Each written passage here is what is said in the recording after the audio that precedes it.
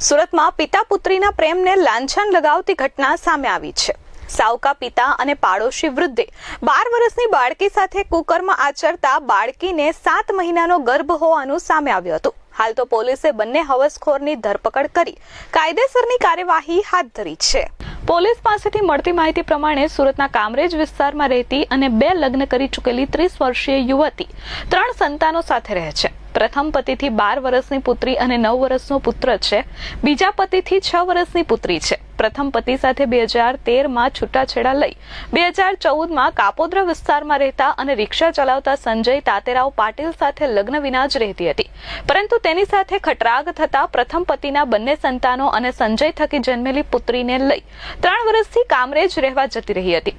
ત્યારે સંજય પાટીલ પોતાની પુત્રીને મળવા આવતો હતો। ત્રણેય સંતાનો તેને પપ્પા જ કહેતા હતા।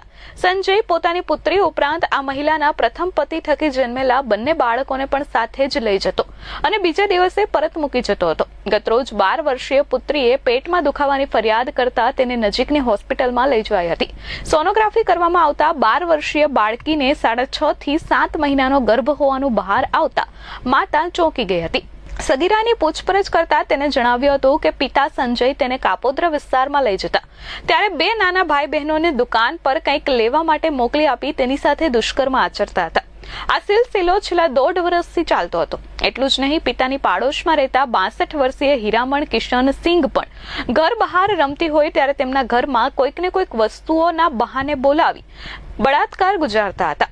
ત્રણેક વખત તેમને પણ યૌન શોષણ કર્યું હોવાનું જણાવતા માતા હેબતાઈ ગઈ હતી અને પુત્રી પાસે સમગ્ર ઘટનાની પૂછપરછ કરી હતી। પુત્રીએ તેના પર વીતેલી આપવીતી જણાવતા માતાના પગ તળેથી જમીન સરકી ગઈ હતી। માતાએ આવા નરાધમોને પાઠ ભણાવવાનું નક્કી કર્યું હતું।